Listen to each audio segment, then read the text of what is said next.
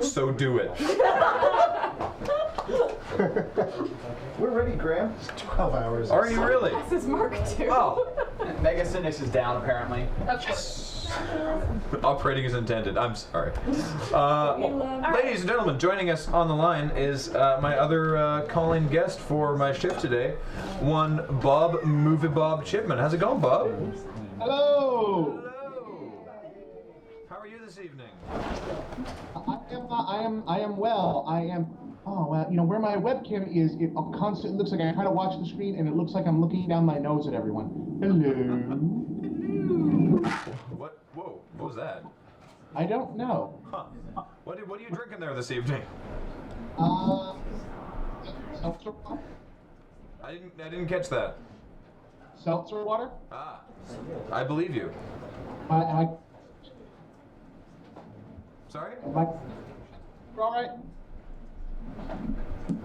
We're having some difficulty with. Is that the Skype ducking? He's got a new computer, And it was working on the headsets, but I think it's having problems with his. He doesn't have a headset, so it's coming out and then back into his microphone again. We'll try and mute you guys when you're not talking. Hopefully that'll help. Okay, that sounds good. Let's try that. Let's try that then. Bob, how are you doing this evening? I'm good. For the benefit of those amongst the viewers who may not be familiar with you and your work, please give us a quick intro of who you is and what you does. My name is Bob Chipman. I'm the host of Escape to the Movies and the Big Picture on escapistmagazine.com. I do the Game Overthinker on Blip. You can check that out at gameoverthinker.blogspot.com. And yeah, I think that mainly covers it for right now. Well, what was that thing that you did recently? You know, that book thing. Oh, yes. I am the author of Super Mario Bros. 3 Brick by Brick, the first novelized Let's Play that is, at least to my knowledge, that is available for purchase from fangamer.net. Check that out. Sweet. We love Fangamer. Do check out Fangamer not only for Bob's book, but for the official Desert Bus 7 t-shirts, all profits of which go to Child's Play through Desert Bus. So check that out. As with all of our guests, we have a blog post with questions for you that Kathleen's going to go through. So Kathleen, what do you got for our friend Bob here this evening? All right. First of all, I have to ask the question that the chat has been demanding to know from everybody who's called in. How many ukuleles do you own? Ukuleles. 0.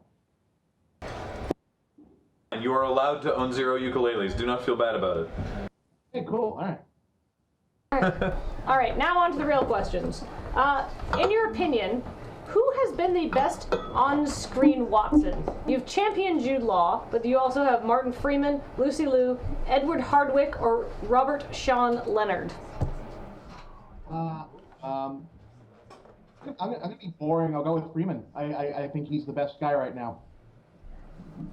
You know, like Jude Law is good, but he's good in kind of 2 crappy movies. What was Lucy Liu Watson in? The TV show. Elementary. Oh, of course. Thank you. I haven't seen it. I'd forgotten about that. Okay, another one. This is a question I've actually been wondering myself when I've been watching your videos. Your Boston accent has been coming into videos more and more. Is this like a on-purpose decision you've made that you're not gonna like tone it down as much, or what? Or are you slipping? I don't know if it's like a conscious decision. I think it's, you know, I've noticed it myself. I think it might just be possibly that I'm actually recording a lot more audio than I have been before. You know, between Big Picture, between getting more Game Overthinker done, between Overbites, between Escape to the Movies. And, you know, maybe I just started letting it back in for time. Maybe I'm getting better at editing, so it's not quite as much of a pain in my ass to edit around my dropped A's and whatnot. I really couldn't give a deliberate answer on this time. Sometimes it happens. I was wondering that myself, actually. What's next? All right. I'm sorry? I wish it was a more interesting answer, but that I don't know. Sorry. That's fine. All right, now on to the more esoteric questions. Like, you watch a lot of movies from many different genres. Do you think that there's any like single thing that is lacking in sort of like modern movies or like the mainstream movie industry right now? Do you think that the fact that sequels and reboots are so popular is kind of like hurting the movie industry? The numbers don't really say hurting. If anything, it's probably helping keep it alive. I mean, they wouldn't be doing this if it wasn't making the money. If believe me, if it was cheaper for them to buy original screenplays and whatnot, they would do it. But right now, making things into franchises and drawing things out and grouping things together and using familiar names is kind of the way that they're staying above water in a lot of cases. I mean, not for nothing, did the Lone Ranger end up out-earning Pacific Rim? I can only assume that it did because it had bigger stars in it. And, that's kind of all you need. You have, original screenplay versus adaptation of old TV show. There you go. It really is more than likely just a money thing. They look at things and they say, this is making money, let's do this. No one at Disney is making the Avengers movies because they really, really love old Marvel comics. They're making them because it's worth a fucking fortune. Well, you get one too. Can I be bleeping myself? I never know when I'm going to do that. That's a really good point. I mean, yeah. It's not like when people are talking about hurting cinema, they obviously don't mean the business of the box office. Artistically, though, do you feel that something is lacking in modern movies? I would say risk. I would say that they are not, if there's a definite downside to all of this, is it's all born out of a thinking process that says we don't need to do new things. There's too much money tied up in things. You're going to lose too much, and it's such a numbers game that nobody wants to. They could make so much more money long term by making maybe smaller movies, don't spend $100 million on every damn project.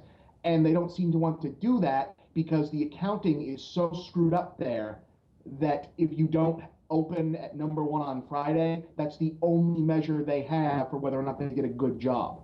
By the time Hollywood accounting is set up so that they don't know what anyone made so that everyone can always win. The only measure of success they have is whether or not they open in first, and to do that, they want to spend $100 million and make these giant tentpoles. Nobody seems to want to put out, even though they work. The Conjuring made a fortune this summer. They didn't spend any money making it, but it made a lot of money. But no one looks at that and says, oh yeah, I want to make the next one of those. They all want to make the Avengers. They want Transformers. Everybody wants their giant payday. And no one really wants to take a risk or look at long-term stuff. And yeah, I do think that's a problem. I don't think it's an insurmountable problem. There have always been crappy movies, and crappy movies have always been popular.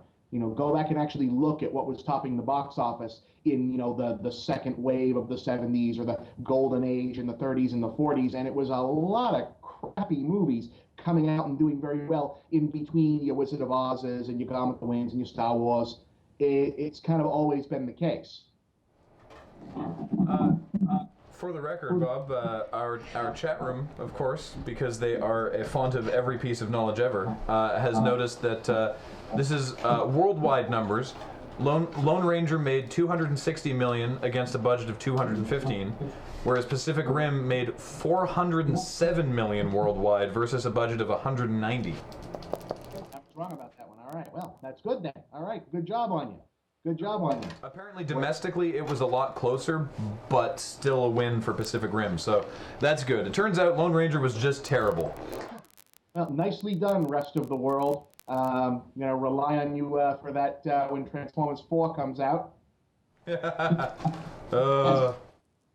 Why? Speaking of rest of the world, do you think that the way movie accounting is going to change as markets like China and Europe become more important for movies overall? I mean, especially China, which is a small percentage now, but they're really getting into movies a lot more than they used to be.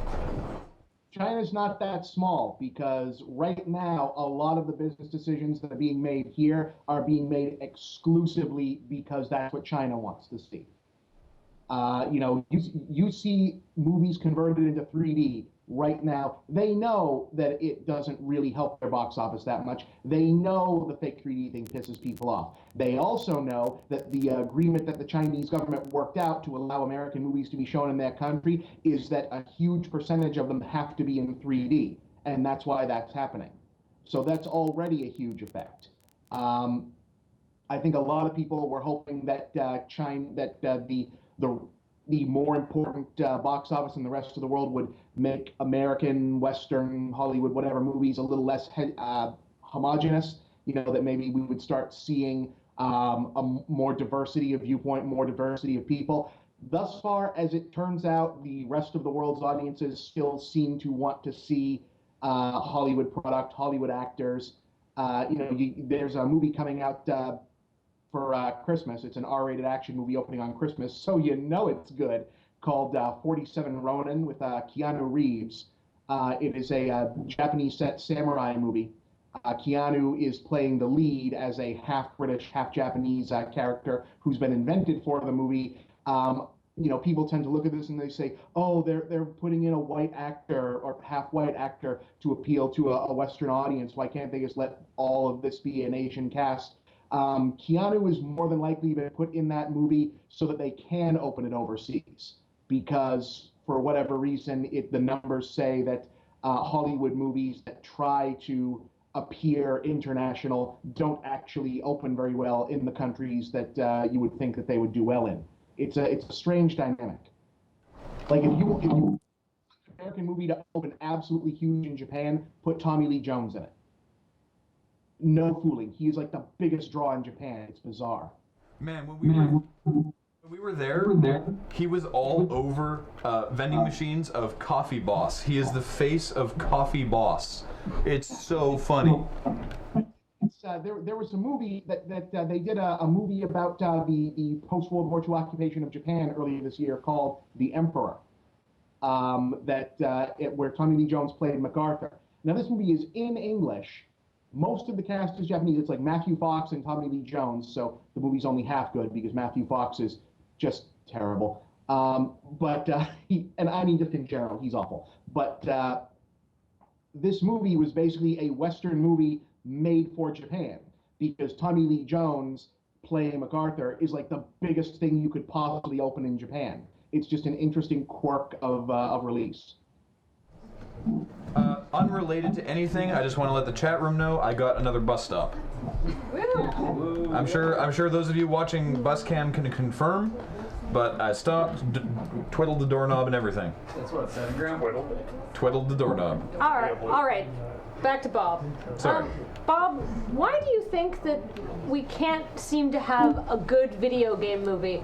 Is it because the studios don't trust these properties to generate a return? And if so, that's madness, because video games open bigger than most movies nowadays, like big, important video game franchises. Why do movie studios seem to not get that a well-done video game movie could be the next big comic book movie, despite how popular big video game franchises are now? I can only imagine what my face looks like right now, because I am holding in like the biggest sneeze of like my day. Video game movies. Honestly, I think it is just a matter of no one who has the power to be making the decisions in the industry really wants to make them right now. The movie industry tends to get talked about in terms of being like a machine, like it's just crunching numbers, looking at data, trying to line up data points and figure out what's going to open big and whatnot. And they do that, but it is still run by people, and people will always have biases and preferences and things that they like. It's kind of telling that you didn't start seeing the comic book movie, quote unquote, thing really start to take off until a generation that had grown up in kind of a renaissance period for that medium, became the power brokers in Hollywood. Sam Raimi grew up loving Spider-Man comics. Sam Raimi was not a power broker in Hollywood, quote unquote, until much later in his life. And that sort of thing can happen. Joss Whedon is only recently a guy who can get things made just on his name in this business. I can only assume that that's part of it. I think a lot of the other part might be that no one really knows how to get certain games made into movies. I don't like, if I'm a Hollywood studio and I don't know anything about video games other than the numbers that they make, I'm calling guys up and saying, hey, can we get a hold of this Call of Duty? And then, Activision comes in and you look at this and they say, okay, there's really no connecting tissue plot between all of this. This really is just, playable war movie, the game. So what can we do about this? I don't think any like the classic franchise stuff is really getting that sort of attention. We have an Assassin's Creed movie coming, which will probably be not good. I'm just going to guess that's not going to work out because Assassin's Creed is very unusual, and I'm not really sure how you turn it into a movie that isn't ridiculous in not the good way.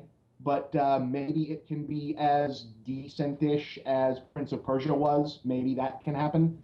But I'll believe that the Assassin's Creed movie actually exists when I see it. They're shooting it.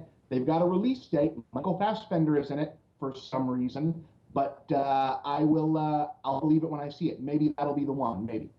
I think our best hope for that is that supposedly Ubisoft is involving themselves very heavily in the movie. I hope that helps.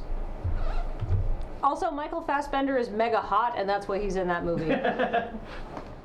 I'm not gonna argue that particular point, but I think he can do better. I think if he wants a franchise, he's already Magneto. That's true. Good point. Maybe he's going to do the Ben Affleck thing, where you can do this a couple of different times. But we'll see. I hold out hope for those things, but on the one hand, I would say yes. There are so many things I'd love to see video games made into movies. They're clearly not interested in making any of the video game movies that I'd like to see. And I think a lot of the games that they would lean towards in that direction, I'm not really sure what the point is. I'm not really sure what the point of a Call of Duty movie is when we already get plenty of war movies. I'm not really sure what the point of, I can see a Mass Effect movie, but without the you making the decisions part, you're just kind of watching a long episode of Babylon 5. So I don't know. I don't know what the secret's going to be on this one, other than someone's going to have to make a good one, and then everyone else will follow suit. So maybe it'll be Assassin's Creed. It won't be Assassin's Creed, but maybe it will be. What are our thoughts on the forthcoming Need for Speed movie? I think the Need for Speed. Have we seen the Need for Speed trailer? Have we seen this? Aaron Paul is in Need for Speed, and it looks like sort of pretentious Fast and the Furious. It's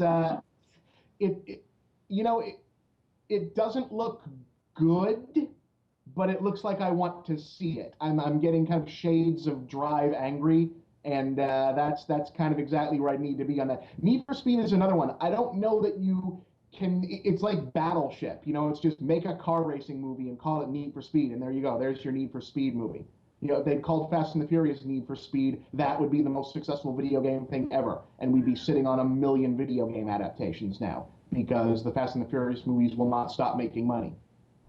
And Drive Angry was pretty sweet too. I would happily see another Fast and Angry whatever car movie. Nobody likes that movie. I like that movie. Finally, someone else likes that movie. Steven Weber was in it. And he was great. All right, Bob, we got to wrap this up. We gotta go superhero time. We gotta go. We gotta go to. We are having a ton of fun talking to you about movies, and I could talk to you about movies all day. So let's get a drink next time we hang out, and we can talk about movies more. But now we need to get a $7 superhero from you. Now, I don't know if you've been watching, but basically this is our annual challenge, and we need a superhero from you that does not exist, but a superhero that either you would like to be or you think needs to be around, and sort of the pantheon, of superheroes. For example, Yahtzee's was Super Invisibility Man, who has the power. He is able to turn invisible, but only while playing the trombone. Okay.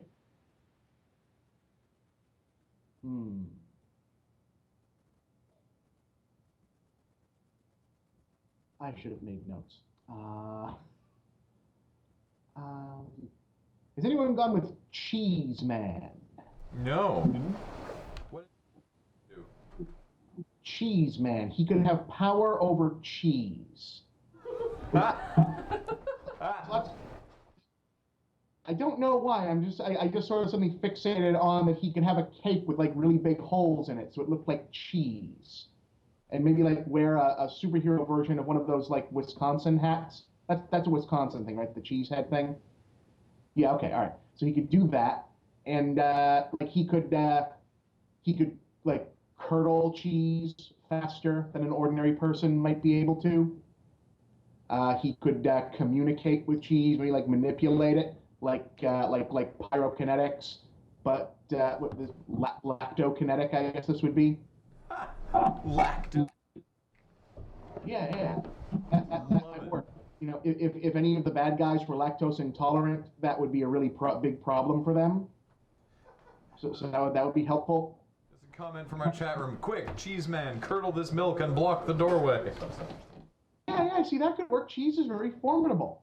You know, you could have like different cheese. You have like a utility belt full of mini Baby Bell. Just like throw it. I love it. If nothing else, he seems like he'd be handy to have around if you were hungry. Bob. Let's. Ooh.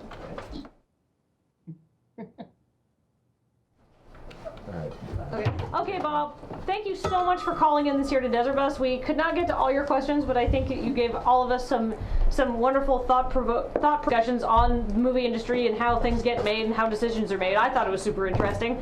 So thanks again for calling in. And where can people find you if they want to check out your stuff? People can find me at escapistmagazine.com. I host The Big Picture every Tuesday, Escape to the Movies every Friday. I also recap episodes of Agents of S.H.I.E.L.D. every Tuesday. You can check me out at moviebob.blogspot.com and gameoverthinker.blogspot.com for those various shows and side projects. And check me out on YouTube as well. I have a channel there called Moviebob where you can find other things. And check out the Adventures of the Game Overthinker now on Blip. Fantastic. Yay! Thank you, Bob. You Thank the you, Bob. best. Good luck. Have fun.